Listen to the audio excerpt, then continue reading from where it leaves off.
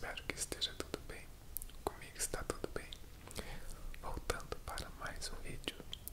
E antes de começar, os lembretes de sempre. Se vocês gostam de cinema e ASMR e audiovisual, se inscreva aqui no canal, deixem um like, comentem, compartilhem e também nos acompanhem no @eu quero ver o filme.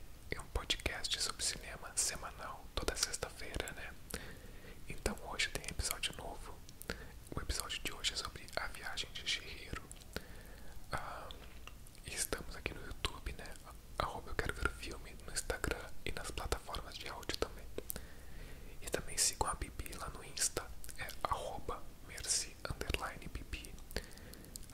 E aqui no YouTube é só procurar por Merci Bibi. Então, gente, o vídeo de hoje eu resolvi revisitar um filme da minha infância e da infância de muita gente, né? Que eu até achei que ele fosse um pouco mais recente do que ele é. Ele, na verdade, é um filme dos anos 80, né? Então, quando eu via quando eu era criança, o filme já tinha um tempo, né? Porque a minha infância, a maioria dela foi nos anos 90 ali, né? Mas esse filme passava muito, eu acho que na sessão da tarde, tá? Eu lembro de ver ele muito na TV, né? Que é A História Sem Fim. A História Sem Fim. E eu li um pouquinho sobre o filme e parece que ele está sendo disputado aí, os direitos dele para fazer um remake. E depois a gente fala um pouquinho sobre isso. Mas eu cheguei nesse filme porque a gente, como eu falei, né, a gente fez um episódio agora no podcast sobre A Viagem de Chihiro. E eu lembrei de outras histórias que se passassem em mundos mágicos assim, e ambientações meio parecidas, né? Só que no caso aqui é um live action, né? A Viagem de Chihiro é uma animação do estúdio Ghibli. E eu lembrei de Histórias Sem Fim. E eu pensei, vou ver esse filme, vou revisitar pra ver como é que ele, como é que eu recebo ele hoje em dia, qual vai ser a minha impressão vendo o filme hoje, né? E então resolvi trazer aqui pra vocês. O filme tá disponível na HBO Max, tá? Então é um streaming bem popular, então achei que tá de fácil acesso, né? Então vamos lá, vamos começar com a ficha técnica. Ficha técnica não, né? Com a sinopse. É um filme de 1984, né? Dirigido pelo Wolfgang Petersen. E tem no elenco o Barrett Oliver, Noah Hathaway e Demi Stronach.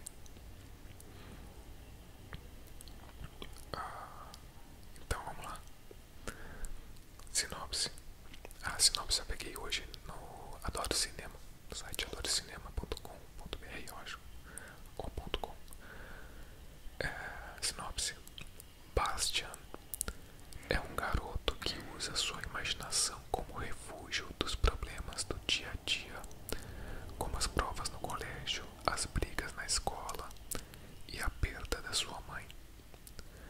Um dia, após se livrar de alguns garotos que insistem em atormentá-lo, ele entra em uma livraria. Lá, o proprietário mostra um antigo livro chamado A História Sem Fim, o qual classifica como perigoso. A história... perigoso, desculpa. O alerta atiça a curiosidade de Bastian, que pega o livro emprestado sem ser percebido. A leitura o transporta para um mundo de fantasia, um lugar que era desesperadamente... desculpa, tô com problemas para ler aqui. Um lugar que espera desesperadamente a chegada de um herói. A imperatriz local está morrendo e, junto com ela, o mundo em que vive é aos poucos devorado pelo feroz nada. A única esperança é Atreyu, que busca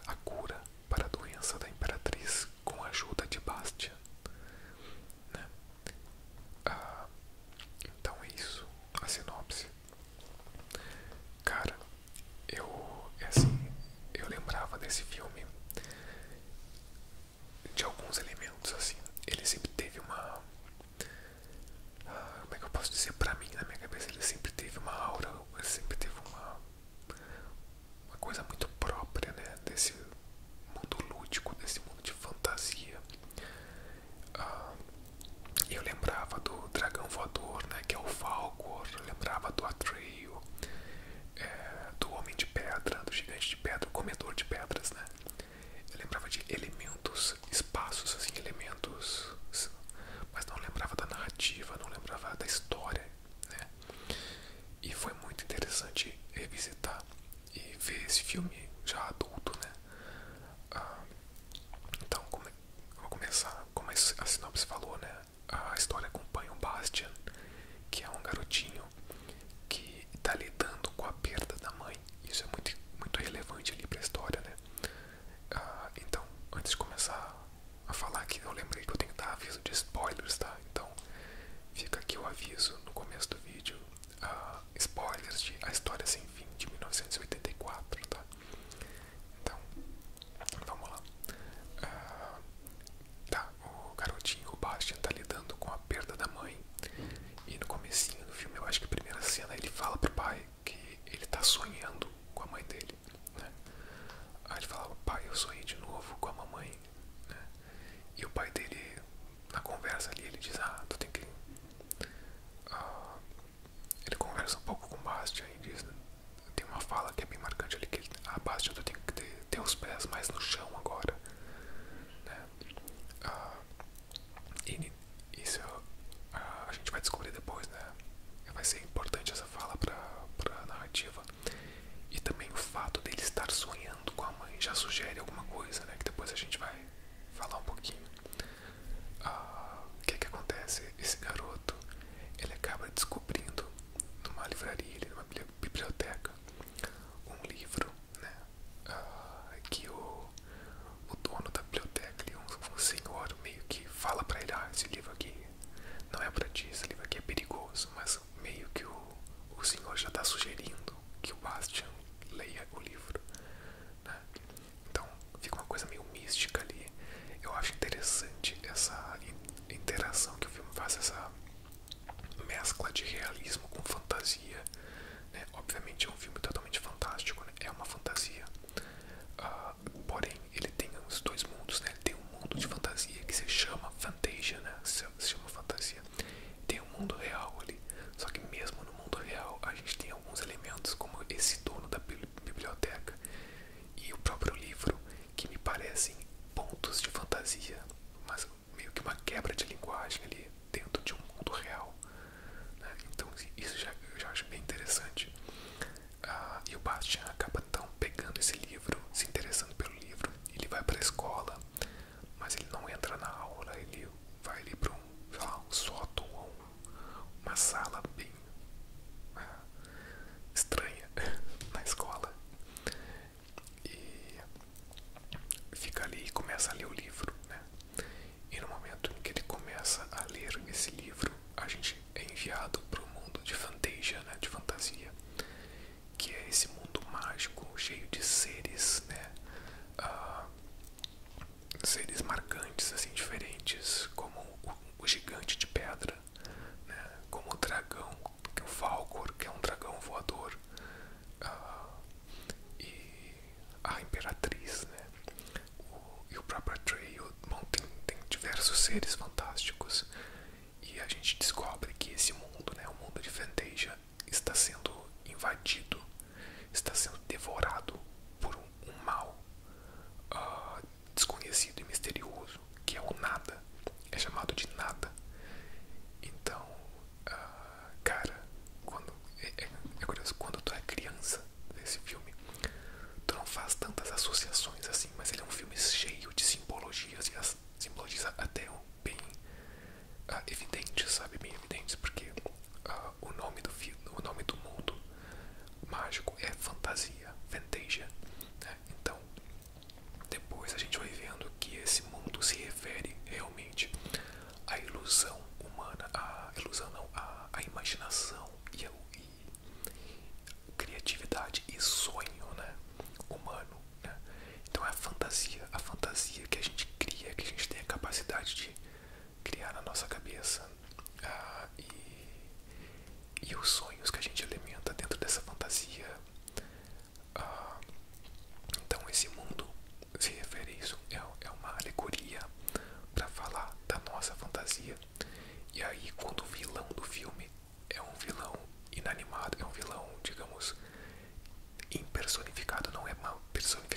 é algo chamado nada, que eu acho bem interessante também. É um nada, né? Então não tem muita. A gente não consegue tocar, a gente não consegue, às vezes, identificar a figura. Eu acho que algumas obras fazem um uso desse vilão, desse tipo de vilão que não funciona tão bem, mas aqui esse tipo de vilão funciona muito bem, porque ele é bem amarrado na proposta do filme. E bom, a gente já vê que esse mundo está sendo destruído pelo nada. E é uma ameaça, e a imperatriz desse mundo, ela tá correndo risco ali, ela tá doente e precisa, esse mundo precisa de que um guerreiro busque, parta numa jornada para buscar a cura para essa imperatriz, para que ela, porque assim ela possa salvar o mundo possa ser salvo, né? E depois a gente descobre que esse guerreiro é o Atreyu, né? Que, para surpresa de todo mundo, é uma criança também, né? É um jovem menino que vai partir em busca da cura pro mundo e pra imperatriz, que depois a gente vai entender que essa cura vai se dar através de um ser humano, de alguém que está fora do mundo da fantasia, né? Cara, muito interessante essa dinâmica, né? E aí o Atreyu vai partir nessa busca junto com o cavalo branco dele, que eu esqueci o nome agora. Mas aí a gente já vê a forma com que o filme trata essas simbologias, essas alegorias, né? É bem forte, né? Porque o filme tá falando sobre um momento de luto do garotinho que perdeu a mãe, e isso obviamente afeta muito ele. E a gente pode fazer aí a relação da mãe do garotinho com a imperatriz daquele mundo, né? Do mundo de Fantasia, de fantasia, que tá muito mal. E o Atreyu, né, que é o herói daquele mundo, vai tentar salvá-la. Então tem essa relação ali de ser um espelho de personagem, né, da mãe do Bastian que morreu, ser essa imperatriz. E também a gente pode traçar aí uma interpretação de que, na verdade não é traçar, é uma interpretação dada pelo filme, de que aquela fantasia se refere ao próprio Bastian e o momento em que ele está perdendo a capacidade dessa ilusão, dessa fantasia, dessa beleza da imaginação e da esperança, do sonho, né? Então ele tá num momento em que, muito porque ele tem passado, porque ele tem problemas na escola com bullying também, e principalmente pela morte da mãe, o Bastian ele tá mal, assim, ele não tá conseguindo seguir em frente, que eu acho que também é uma coisa que o filme fala bastante, sabe? De seguir em frente, lidar, né? E conseguir perceber a perda de uma pessoa tão querida e seguir em frente tendo essa capacidade lúdica de imaginação e de criação e de sonho, né? E aí o filme faz essa alegoria, esse simbolismo na jornada do Atreyu também, né? Ali a gente tem algumas cenas marcantes, por exemplo, quando a cena do cavalo do Atreyu, que é uma cena que ele está atravessando ali um pântano, tipo um pântano que tem um lodo movediço, assim, que a magia dele ali é que se as pessoas ou se os seres são tomados pela tristeza, eles afundam e não voltam mais.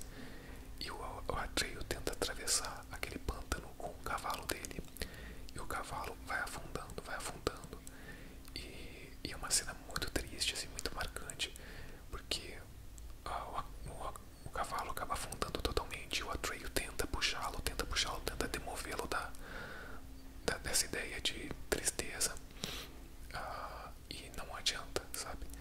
E aí o Atreyu, né, ele obviamente fica muito triste, muito machucado pelo que aconteceu. Entretanto, ele tem que seguir a jornada, ele tem que seguir para tentar salvar aquele mundo, né?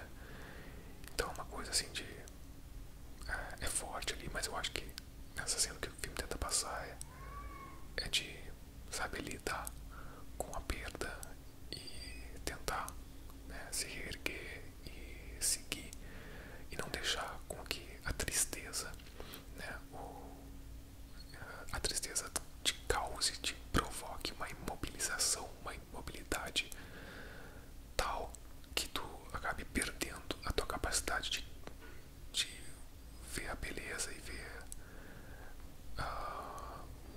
e imaginar, né, e sonhar, né? Então acho que essa é a grande mensagem do filme ali. E cara, muito forte assim, eu achei. Para destacar pontos técnicos também, né, que eu acabei não falando, achei muito interessante a forma com que o filme constrói esse universo, porque é basicamente efeitos práticos, né, questão de escala, escala, trabalha muito com escala, né, tipo, de enquadramentos de personagens maiores, personagens menores, maquetes, né, e alguns cromas. Os cromas, claro, os cromas não envelhecem tão bem, né, porque anos 80, né, gente, então não dá pra esperar uma tecnologia de croma, uma aplicação de fundo tão tão fiel, tão boa quanto a gente tem hoje em dia, né?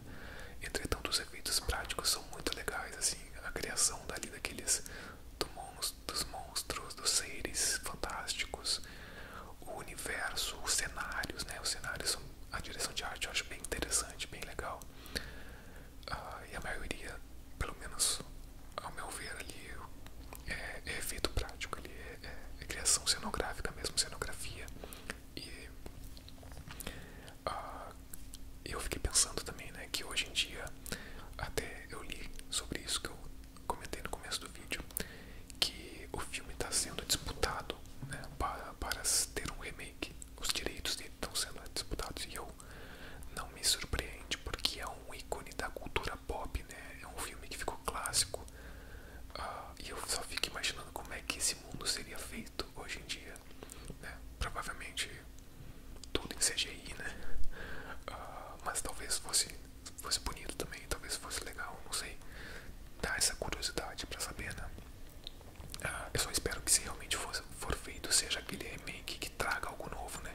Que acrescente, né? Mas bom, seguindo aqui um pouquinho na história, eu acho muito bonito o final do filme também, tá? Já vou passar um pouquinho mais pra analisar mais pra frente. Porque a gente percebe ali, todo o filme ele é narrado com uma separação nítida entre o mundo real e o mundo da fantasia, né? O Bastian está no mundo real e o Atreyu é o herói do mundo de fantasia que está tentando salvar a Imperatriz do nada. E aí no final as coisas meio que convergem, as coisas meio que mesclam, né? E a gente descobre que o elemento que falta para salvar aquele mundo é justamente o Bastian, é justamente quem está por trás do livro no mundo real. E aí o próprio Bastian fica incrédulo. E aí é quando fica mais nítido, né, que aquilo ali tá falando sobre ele, tá falando sobre o trauma dele. E o que ele tem que fazer para salvar aquele mundo? Ele tem que dar um nome, ele tem que simplesmente dar um novo nome pra Imperatriz. E cara, essa cena é muito, cara, é muito emocionante, cara. Porque ali ele tá, é como se ele estivesse ressignificando a dor dele, a dor da perda, né? Então, olha aqui, agora tu é, eu não lembro exatamente o nome que ele dá pra ela, agora tu é a garota da luz, ou a garota da lua, uma coisa assim. Ele dá um nome pra Imperatriz pra salvar o mundo da fantasia. E é como se ele estivesse ressignificando, né, e aceitando que apesar da mãe dele não estar mais com ele ali presente, agora ele ressignificou aquilo. Ele sabe que a mãe dele vai estar ali na fantasia dele sempre. E ele vai seguir em frente com um novo mundo de fantasia, criando novos mundos de fantasia, que é o que a história nos pressupõe, né? É muito emocionante, é muito bonito o final. E